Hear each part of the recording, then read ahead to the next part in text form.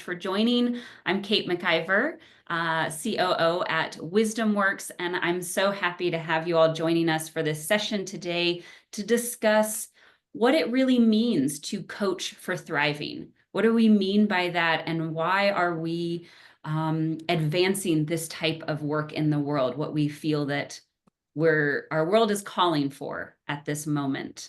And so before we kind of jump into any sort of discussion, one of the things we like to do at WisdomWorks is really find a moment to arrive.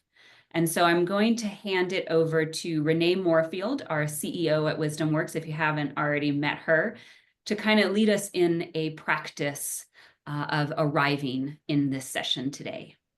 Thanks so much, Kate. And I felt excited about the session today. I love seeing faces that I haven't seen for a while. Some of you I have, and then also new faces. So thank you so much for being here and being together.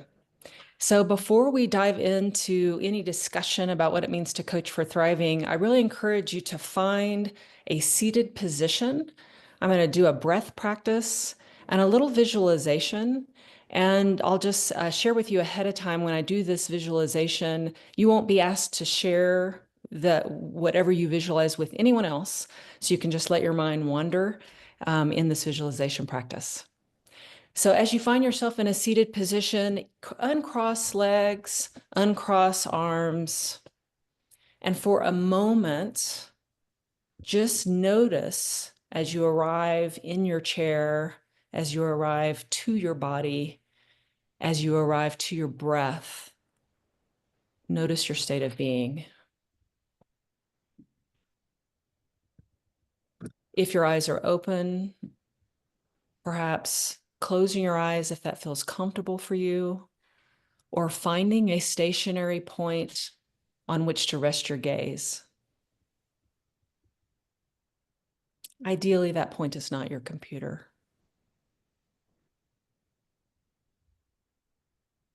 Now let yourself turn your attention inward to your body and your breath. Noticing the inhalation as it moves into the body, and noticing the exhalation as it leaves the body without needing to change a thing. And with that simple act of noticing, your breath may have deepened a bit. So go with that, letting your inhale be a little bit deeper and your exhale be a little bit longer. Such a simple act of self-nourishment and self-care.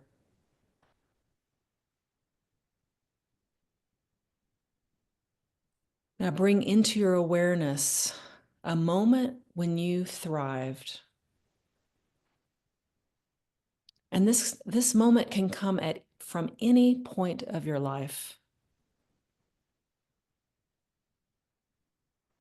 And maybe this moment comes to you in the form of images or sounds or smells or sensations or in any other way. This is a moment of aliveness or perhaps deep joy, resilience.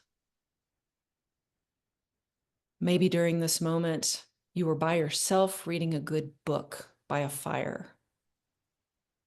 Maybe you're on vacation with family and friends.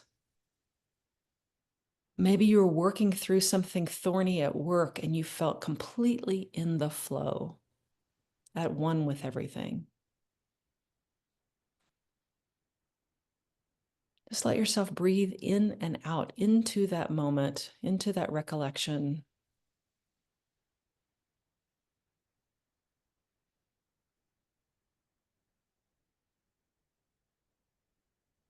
And now bring your attention back to your body and your breath.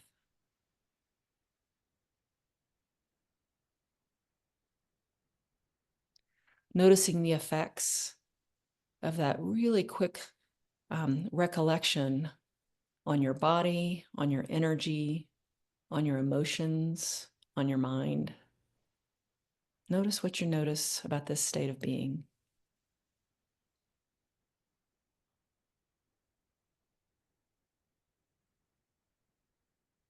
And with your next breath, become aware of the sounds of the room around you.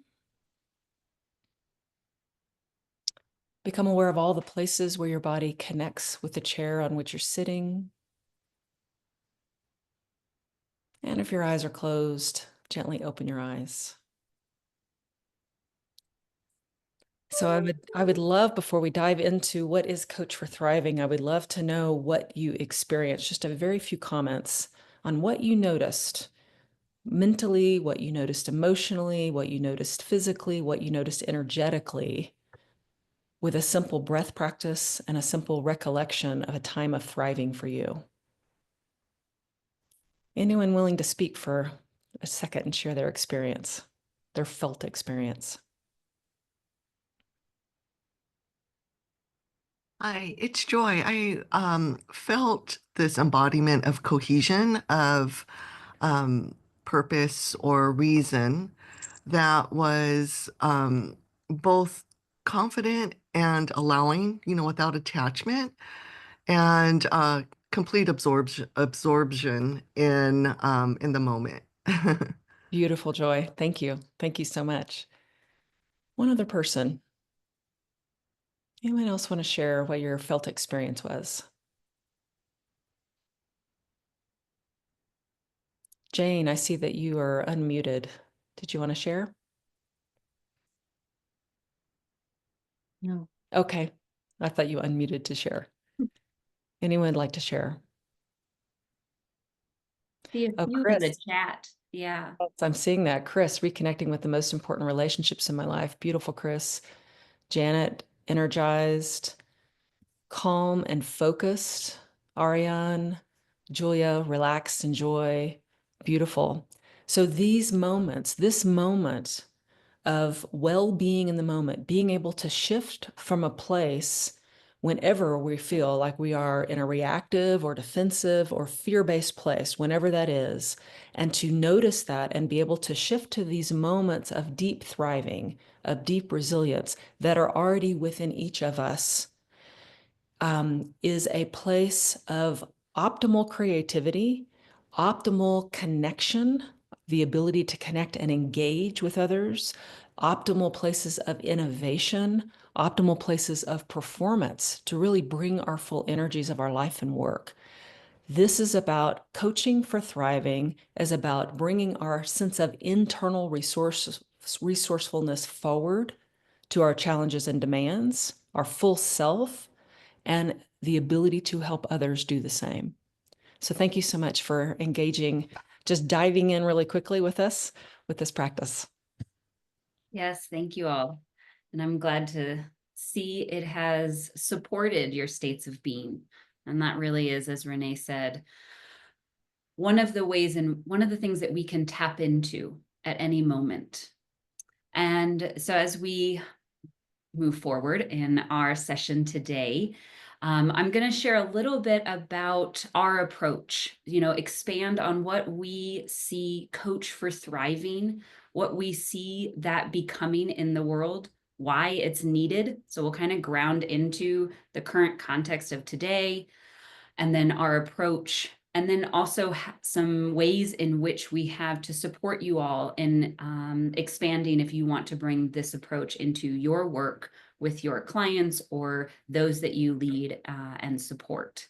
And so I'm going to share my screen and go through a few just a quick presentation here. And as I do, I will invite you, please come off mute if you have any questions or comments. I'm going to move these little people. I won't be able to see you, so please just come off mute as I go through this if you have anything you want to share. So a little bit more about us. Renee Moorfield, our CEO at WisdomWorks. And again, I'm Kate, our COO at WisdomWorks. And our company, Renee founded 25 years ago. We celebrated our 25th anniversary last year. And our organization has always been about supporting companies around the world in building brands, work cultures, leaders that advance human thriving. And Kate, one, will yeah, you sorry. forgive me? for Yes, of course. interrupting. No Is worries. there a presentation that we're supposed to see? It must be me, but I see just my lovely colleagues on the screen. I don't see the presentation. If you sometimes on Zoom, on the new versions, there might be a little tab at the top, depending on what device, and you should be able to see like Kate's computer or whatever she's sharing. Oh, please Might forgive be me. what you need to switch to. Okie Thank you dokie, for calling forgive that me. out. Great. Okay. Oh, well, now I'm okay. Great. Thank you for interrupting me so you can see the slides. So also Wisdom Works, now we are really to accelerate this impact that we want to have. We train practitioners like yourselves here or other leaders in applying our methodology and our thriving assessment with their clients and in their organizations and communities. And all of this work is really to support our mission of a world where everyone can thrive. And oh, there we go. Oh, wow. Okay. It just like jumped. That's cool. Okay. So Canva, if you've used this, thank you. So Coach for Thriving, I want to expand on what we mean by coach because it can have a very specific meaning. And for us, we're really looking at the ways in which we support people's development, human development. And so this can be those that are more formal coaching engagements, whether you are coaching someone or being coached. And we also see this as those who are in leadership positions where you guide those that you lead, that you're responsible for. And so we've expanded the definition for ourselves in that those that actively want to steward the conditions where everyone can be effective and thrive, including ourselves. And this work starts with us. So to keep moving here, why now? Why is thriving so important in today's context? And I really liked this quote from the Ford's Trends report from last year, that we are in this process right now of reassessing what does work mean? What does it mean to work? The previous way that we have kind of defined what work means, like the last time that was really done was really during the Industrial Revolution on how we were defining this. And I feel that we are now in a state really globally of redefining, is that really how we want to work? Is it getting us the results that we wanted even out of this last re-envisioning of what it meant to work and how it adds to our lives and to our world? And that we are experiencing many challenges, complexities, consequences even of the way in which we've worked up till now. And we don't really want to sacrifice what we've had to sacrifice to get here for many of us. And so we're really in this point of reassessing. And some of the kind of consequences of this, but also opportunities, if you will, is Gallup, we are more stressed, worried, or sad. We're feeling a lot of anxiety around the world. Oh, okay. This is fun, you guys. There we go. Okay. So 50%, the Ford Trends report that I just showed also found that 50% of the global workforce would accept a 20% pay cut for their quality of life. And I think that's really key in this moment of time to say that we're reassessing, that is important. What does that look like in the context of work?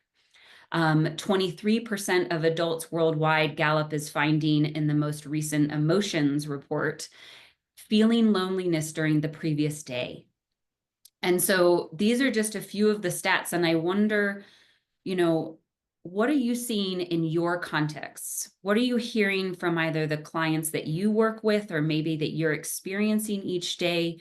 What challenges are you facing? What maybe complexities are you facing today that could be contributing to this re-envisioning of work? I've pulled up my little chat here and I see Stephanie, uncertainty is predominant. Yes, there's a lot of uncertainty happening right now, which, you know, when change happens, it opens up this door for us to reevaluate. How are we defining this? What do we want from our lives, from our work? Great, thank you. And feel free to put, Chris, VUCA on crack. Yeah, there's a lot of chaos, right? And it's just feeling heightened. Janet, expert mindset and hierarchical structures that just aren't working. Exactly. And they work for certain things, you know, and maybe we're in a place that there are so many more ways of adding value to this world that maybe that hierarchical structure doesn't work for. Let me go back to my deep reflection. Yep, people have extremely different levels of awareness. Yes, definitely. 38%, I think another stat that's important is only 38% of leaders exhibit leadership at its peak. And so those things that help them flourish in the face of uncertainties. So we have so much more potential available to us in this time. And only 15% of employees actually feel confident that their leaders can manage this time that we're seeing. Oh, okay. This meeting chat now is, there we go. Okay. We're also losing a lot of economic productivity, and there's a lot of economic growth that could happen if we address what is happening within our workplaces. Renee, I don't know if there's anything you want to step in to add during this kind of grounding us into why now? Why talk about thriving? Yeah, I think the thing that I would add is when you look at beyond our workplaces and you look at the extent to which we as citizens and consumers around the world are interested in subjects like well-being, like thriving, like resilience, like stress management, etc. When we put our arms around that market, some great work done by the Global Wellness Institute says that that market is now at about a 6.3, I believe, billion-dollar market. So this is 3 to 4 times the size of the pharmaceutical market around the world. So we around the world are using our purchase power, our decisions, our money to say, I want to reprioritize, or I want to prioritize maybe for the first time, my wellness in a more fundamental way. I want to look at the quality of my life and the life of my children and the life of my family. And that includes how and where I work. So it's a considerable movement in the middle of all the chaos and disruption that we're facing, and maybe growing because of the chaos and disruption that we're facing. Definitely. And I think that is the opportunity that we see right now, is this moment of reevaluating and moving towards thriving. And this opportunity that we have to resource ourselves internally and then also support others in thriving and finding, what does that mean today? What does that mean in my work context? And how we define thriving, Renee mentioned this earlier, is this feeling of being internally well-resourced to meet the current demands of our life and work with a sense of vitality, competence, and growth. And one of the keys here is that this is not a constant state. This is an evolving, changing thing that differs through different stages of our life. It changes. And so what can we do to know what resources will really help us in this stage of our life and work, deal with what's coming up? And this is what we see as that opportunity to support those around us, to meet today's chaos, the complexities, the challenges that you see in chat, to really meet those moments and with a sense of vitality. And how can I grow through this? How can I resource myself and those in my team or those leaders that I coach to thrive no matter what? I want to add to what you're saying, Kate, because especially with some of the comments that I think Chris is bringing up around on chat around the level of stress and chaos and mayhem that I think people are feeling in their lives that really affect us at a very visceral level. They affect our physical health. They affect our emotional well-being. They affect our every part of ourselves. They can even cause a sense for many people, not only of fight or flight, but of collapse, of feeling like hopelessness. I can't do anything. So with that in mind, and with that sense of constant change going on in the world, my sense is it's really an act of courage, Mm, and it's an act of intention, and it's an act of, it takes energy to say, I am going to use this time as an opportunity to grow, and I am going to put in place those positive behaviors mm, and mindsets that are going to support me and others in showing up most fully and well. So I think it's a courageous act. Some have called it a revolutionary act right now, but that's the work we're up to. That's what this is about, is really getting clear about that. Yes. Thank you. Thank you for adding that. And when we do this, good things occur. So here's just a few of the positive things that come out that research is showing. When we thrive, so much more is possible. And it's really, it connects to everything. There's research that really will connect it to everything. And I just want to maybe connect on a few of these points, that the fostering pro-social mindsets and behaviors really speaks to what Renee was just saying. In this courageous act then also invites others to do it as well.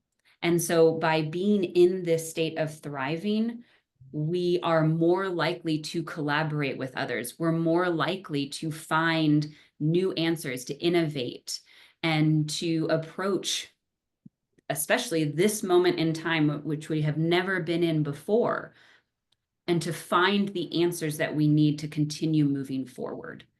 Another one that I'll just double click on is the drives profitability and stock performance. So we're now actually seeing there's research coming out of out of Oxford University that shows that those organizations that have a strategic approach to well-being. So it doesn't mean that they have only wellness programs, which many have, but really it is embedded into their culture that thriving and taking care of our being is just as important as the results they are seeing, that they perform better on the stock market compared to companies that don't have that.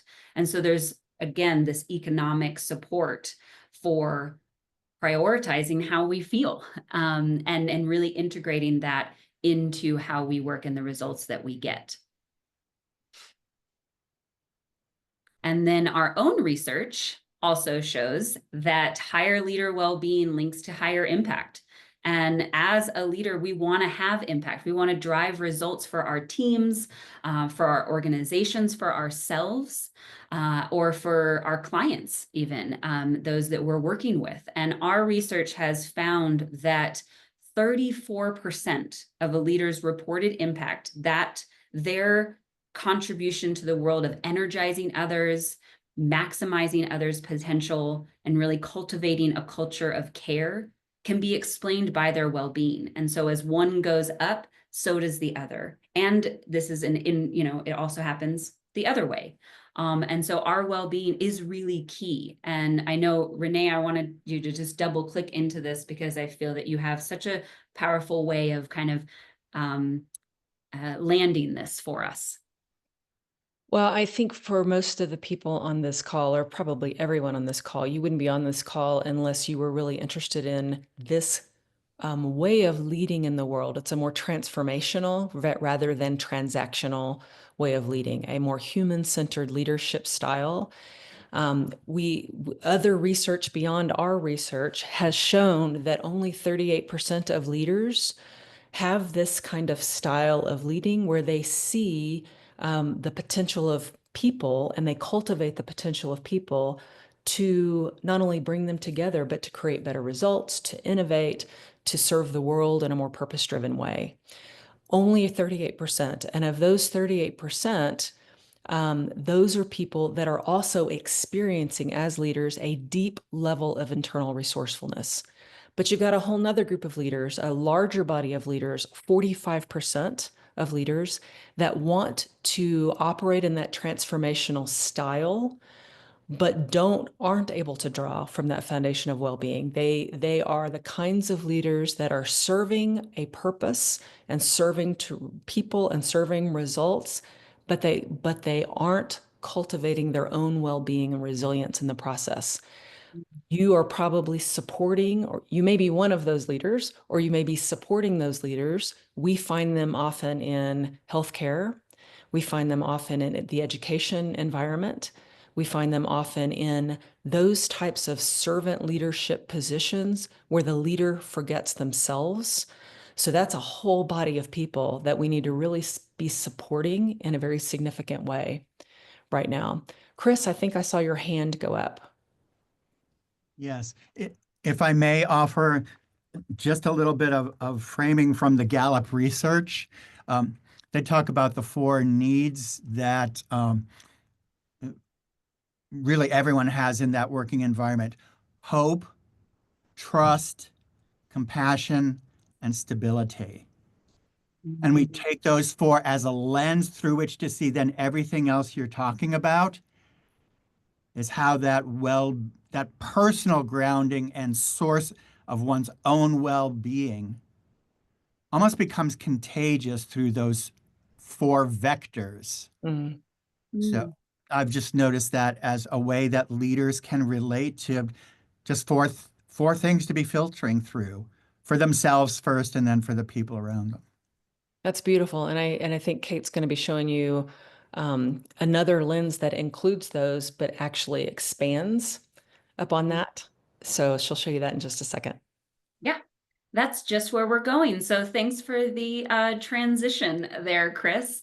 So all of this work is really about, and this is just double clicking on everything we've just said, of that when we thrive, we can bring all of this. We get more energy, we have more clarity, we can really enhance our effectiveness and our impact in the world. And that's why we're here. And so one of our approaches to help us thrive is our framework of thriving. And you'll see it kind of shown here, and I'll dive into this a little bit, but I wanted to start with two main principles that this was founded on. We've already touched on really the first, but really thriving is something you always have within you. As we started this session, that moment of thriving, just as we are biologically hardwired to survive, we are hardwired to thrive. Nature wants to thrive. We are part of nature, and therefore it is in our beings to not only survive what we're going through, but to thrive in this world and to contribute in that way. And that is one of the foundational principles with which our framework and our approach to any work that we do is to help people have that embodied experience of this internal resource they already have available to them. And the second principle is that well-being inspires well-doing. And this goes to the research, and that's why I kind of clicked on that pro-social behaviors, that thriving supports that because of this principle. And Renee, I'll hand it back over to you because you say this so well. Actually, I think you've really already said it, and everyone knows from their own life experience, when you feel like you are internally well-resourced, that you can draw on your creativity, that you can draw on your compassion, that you can draw on your physical energy, that you have a sense of a vision and a deeper purpose, a meaning to guide your life and work, et cetera, et cetera. There are a number of resources that linked to your well-being. When you can draw on those, you naturally show up at your most effective, at your most creative, at your most productive, sustainably. So not just productive one time, but productive sustainably. And you naturally, your nervous system is in a place of self-regulation in those moments, and you're affecting other nervous systems. I love that idea, by the way, because I believe we are connected in so many ways, genetically, spiritually, et cetera. We're also connected in our nervous systems. So when we show up from that place, it naturally has a ripple effect to others. Thank you. Thank you for expanding on that. And to continue into kind of what Chris touched on, is we have identified 19 biopsychosocial spiritual factors that in the research support our psychological well-being, our resiliency, and our ability to lead this way in the world, and really to support that well-doing. And this framework, we wrap those 19 into these 6 dimensions that you can see in the circle here, starting at thriving, fuel, flow, wonder, wisdom, and thriving amplified. All of these are avenues or pathways similar to hope, trust, compassion, stability, the things that Gallup outlined, but really pathways for us to have conversations about what it means to thrive for us as an individual, but also as a team, as an organization, as a society even, and to invite those, that exploration of really diving deep into. And I will say that I want to offer 2 examples of how we've done this work so you can kind of see how it comes to life.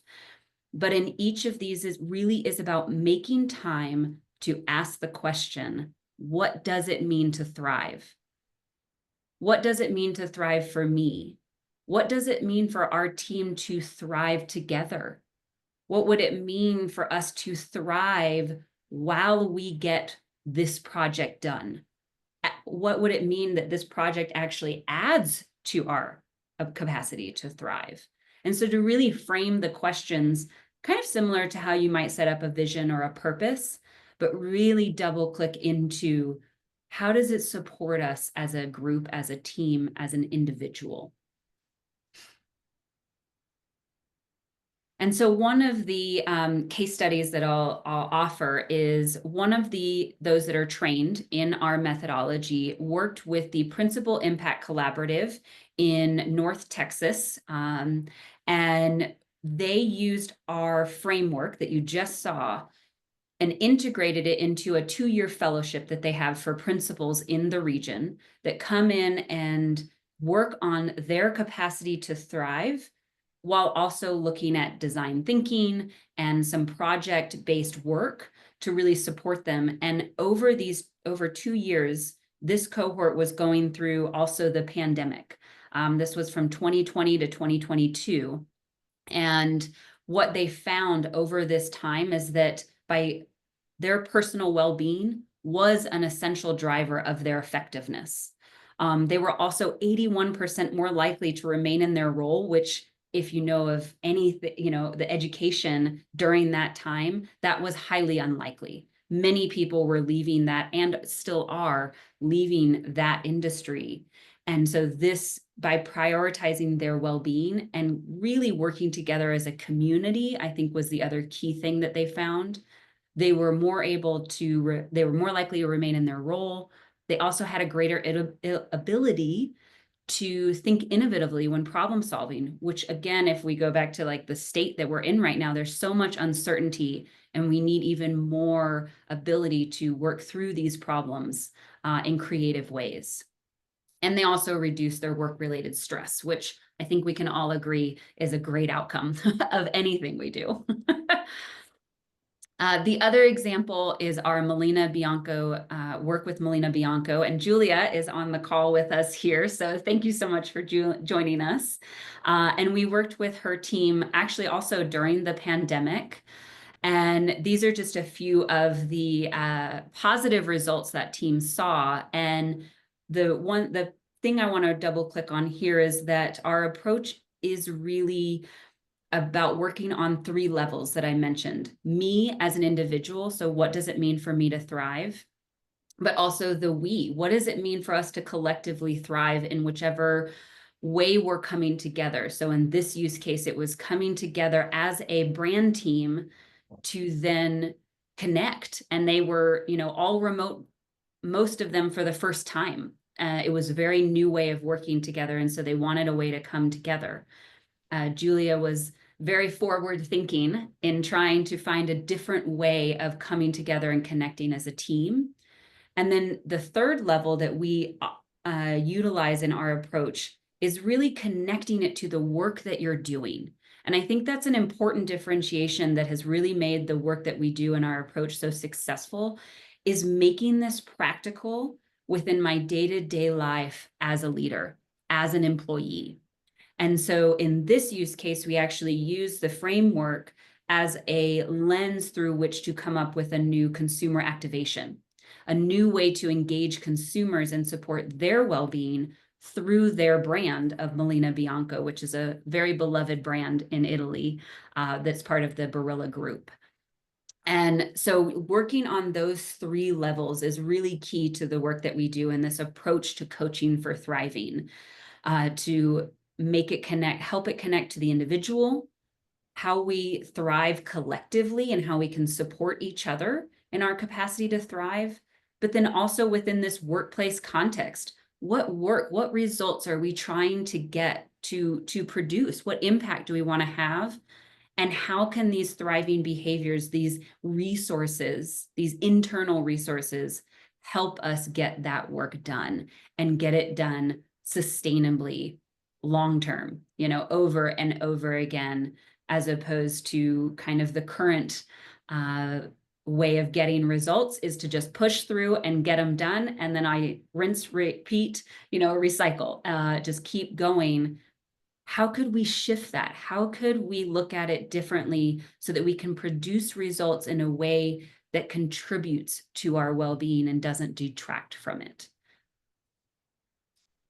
Kate, I'm wondering, Julia, if you have anything you want to share, and this is totally putting you on the spot, but if there's anything you want to share with the group, because it was such pivotal work that you led for your team. Yeah, I think the only thing that I would like to add, because I think Kate super well described the project, is the contagious character of the whole exercise, because it didn't stop with the pilot itself, which went over 5 months, but actually it then led to other pilots and other teams, broader teams involved, and it very naturally did so. So for me, that's really stood out, because people heard about it and said, what are they doing? So we want that too.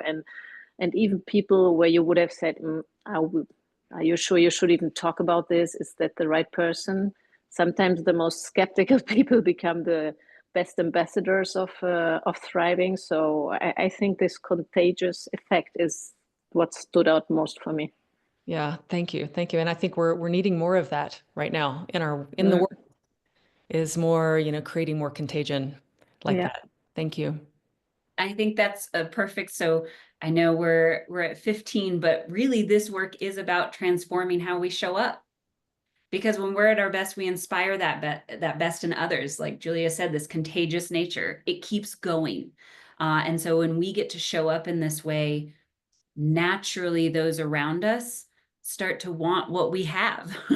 And we inspire them as well to be their best. And so what does it mean to coach for thriving? And I want to share a little bit about how we resource individuals as well and help you do this. But kind of similarly, I wonder what you've heard so far. So in your context, from what we've just shared, what does it mean to coach for thriving for you? And if you want to pop it in the chat, or if someone's feeling brave, wants to come off mute and just share, how is this landing? Like, what does this mean for you? How would you describe this? Hi, I'm happy to come off mute. Thank you, Arian. Sure, no problem. Thank you for sharing all this. It's just sparking lots of wonderful thoughts too. For me, I'm doing coaching work and facilitating work with some leadership boards. And, this aligns with a lot of my EQ work that I do, and the well-being and happiness as a metric in that work. And I have to say, this came up actually in a retreat I did last week. I just think it's very difficult talking about some of this and talking about healthy generative conflict, because literally, unless you have completely abstained from the media, you are seeing the antithesis of this constantly. So to me, like, just the disconnect of these two frameworks for living is getting pretty intense. Yeah. And with the work I have coming up, there's some ways where I'm like, at a certain point, how do you not even address it? And just last week in particular, somebody was like, I don't want to generate any conflict on this team because we're so surrounded by conflict. So I just am finding that very in my face when I'm taking all this in, if all that makes sense.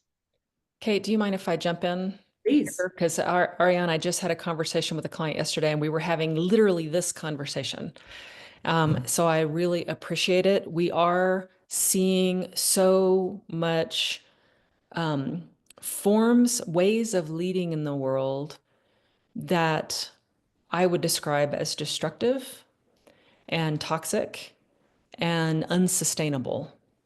So, and causing harm, causing a lot of harm. So, and we're seeing it at many different levels and in many different places in the world. So, and as we see it, I think it starts to, for some people, legitimize that kind of leading is okay. And so that's why I was saying earlier that this is a courageous act.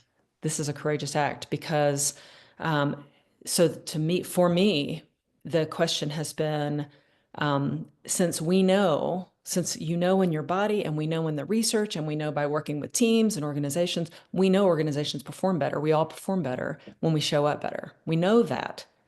So we've got all the data and experience of that, but we're also seeing this dramatic movement of leading in ways that can erode people, can really erode people. So how do we then continue to do those acts of courage, to continue to bring this in to our conversations, but in a way that feels relevant for people? So instead of going in and talking about, now let's talk about our well-being, that we say, okay, let's talk about how we're going to get results here. How are we going to get results? The how we work together is going to matter just as much as the results we get. And then it starts to come in a more subtle way, but it still comes in. And people realize, I don't know how many client sessions we've been in when people say, how is it that I feel more energy now than when I came into this session? How do I feel better than when I came in? Well, okay, so let's talk about how we did that. And the how becomes really supporting you and showing up as a whole person.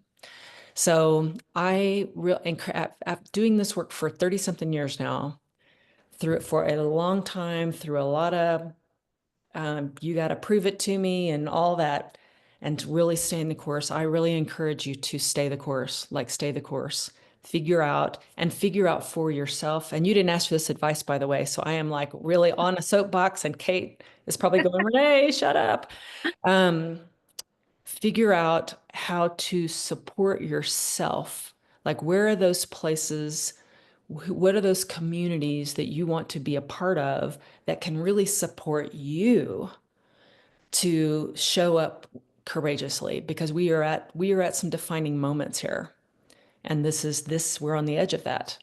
And we're continuing from a WisdomWorks perspective, and our whole community, we're saying, okay, we're up for this. We were built for this. So we're doing it. For you, figure out, where are those places that you can tap into that will be a source of strength for you when you're feeling like, oh my God, how do I do this? I'll get off. I'm getting off the soapbox. I'm stepping off. I feel that's so needed. I know we're at time, and I know many of you have to leave, and I put in the chat, contact me and we can talk more about the ways that we're trying to create that community, like you just said, Renee, so that we can have a place to hold this paradox, to hold this need for this work, while also being in a time in the world where it can feel that many are not with us, and yet so many are. And holding both of those realities, and knowing that this work is very important, and feeling the exhaustion, the uncertainty, I'm just like, as you were sharing, just like the heaviness that can bring, and wanting, I think our work is all wanting to provide spaces where we can have that conversation and find that path forward. And so I was going to spend some time, or we're at time, and I can still go through some slides if someone wants to, if you still have a little bit more time. But one of the ways in which we're offering to kind of help you answer those exact questions that Ariane she just pointed out. How do we do this work in such a chaotic moment? And so I'll just kind of go through for those, I'll share the slides afterwards. These are just some of the things that we feel that we can gain from this approach. And I think really I want to cultivate meaningful relationships, really just focus on that one. You can read the others, and we've kind of gone into that.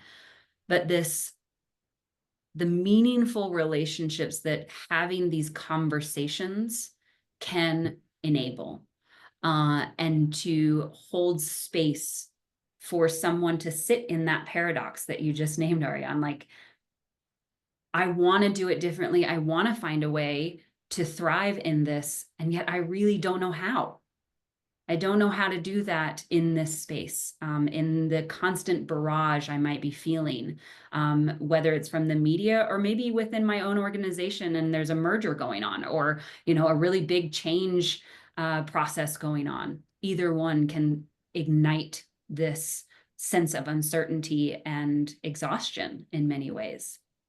And so we have a program called Coach for Thriving, kind of where we started this conversation. And it really is about helping you as the practitioner, either the coach that is facilitating or a leader who wants to support their team, giving you the resources to hold that space, to have these conversations. And so these are just kind of the phases of the program, and I can go into that in just a minute, but really it's about resourcing you. That is what this program is about, so that you have an understanding of what this journey means for you on going on to thrive. And then what resources do you have to tap into, both internally and externally, to support those around you in thriving. And so in the first phase, we'll have you kind of explore what that means, experience our assessment, which that framework of thriving, that's what it's founded in, and the way that you can experience that, and then unpack it with someone who's trained in this methodology so that you can really make meaning of your results. Then the second phase is our 5-day live training, where we'll really go through an embodied experience of what it means to thrive, how you help someone walk through their results from our assessment and unpack and apply this framework to their life. And then what do you do next? How do you put this into practice? And so that week is mostly about that. And then you'll join a community of over 240 professionals who already foster this approach. And so you can tap into them for support in what you're saying right now, Ariane, is like, how do I do this? How do I keep moving forward? And that sense of community will be a source, can be a source of inspiration and support as we navigate this current phase. So I'm going to stop there. We had some other slides, but I think that's it for right now, and we can always come back. So I really appreciate you all being here and staying with us for some extra time. Renee, you want to add any final thoughts as we kind of close up for today? Yeah, Kate, I appreciate you leading us through this presentation today. And I would say to all of us, and I'm saying this out loud to you, but it's a reminder to me as well, we are not alone. We are absolutely not alone. I believe as we have more of a way of leading in the world, which for me personally, it's not one that I subscribe to, and it's not one that I have advocated my entire career. My entire career has been about a transformational style of leadership. As we have more of the opposite, I believe a result of that is more people coming out of the groundwork to say, I stand for something different.